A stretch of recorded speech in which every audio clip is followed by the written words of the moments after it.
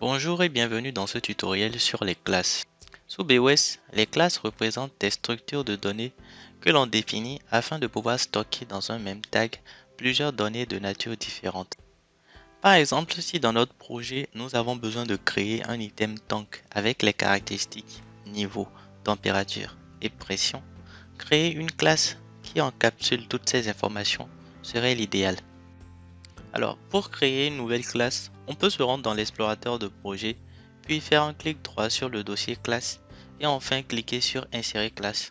On peut aussi passer par l'onglet Insérer de la barre d'outils en cliquant sur classe. Il faut ensuite obligatoirement nommer la classe. Dans notre exemple, créons la classe Tank Class, puis validons en cliquant sur OK. Une fois la classe créée, le tableau de la classe s'ouvre, nous permettant de spécifier sur chaque ligne les attributs de notre classe. Ici par exemple, nous pouvons définir comme attribut le contenu qui sera une chaîne de caractères, le niveau qui sera un réel, la température qui sera un réel aussi, et enfin la pression qui sera une valeur réelle.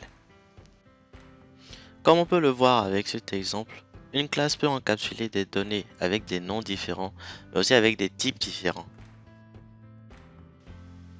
Une fois notre classe créée, nous pouvons ensuite créer un objet appartenant à cette classe. La création d'un objet d'une classe se fait exactement comme la création d'un tag. Après avoir cliqué sur Tag dans l'onglet Insérer de la barre d'outils, il faut spécifier les propriétés de l'objet. Les classes créées apparaissent désormais dans la liste des types et on peut donc sélectionner le type Tank Class pour notre nouveau tag.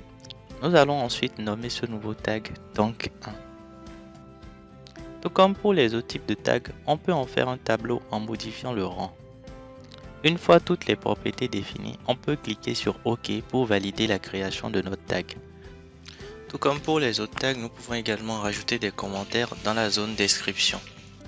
À tout moment du projet, nous avons la possibilité de modifier les attributs de notre classe en passant par la feuille de données de celle-ci dans le dossier des classes de l'explorateur de projet. Les tags créés avec pour type Tank Class sont accessibles depuis la feuille de données des tags du projet.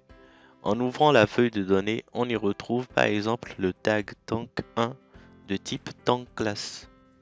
Au sein d'un projet, si on veut lire ou écrire la valeur d'un attribut précis d'un tag de classe, il faut écrire son nom suivi d'un point, puis enfin du nom de l'attribut.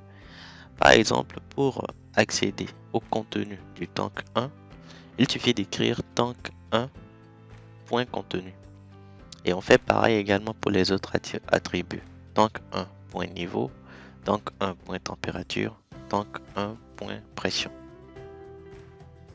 Si le tag Tank1 représentait un tableau de rang 2 par exemple, il faudrait dans un premier temps préciser l'indice de la case à laquelle on veut accéder avant d'indiquer l'attribut que l'on souhaite modifier ou lire.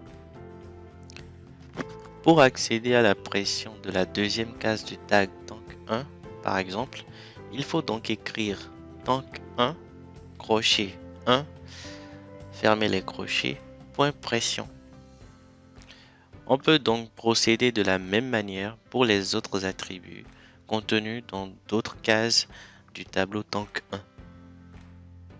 Je vous remercie d'avoir suivi ce tutoriel. Au revoir et à la prochaine.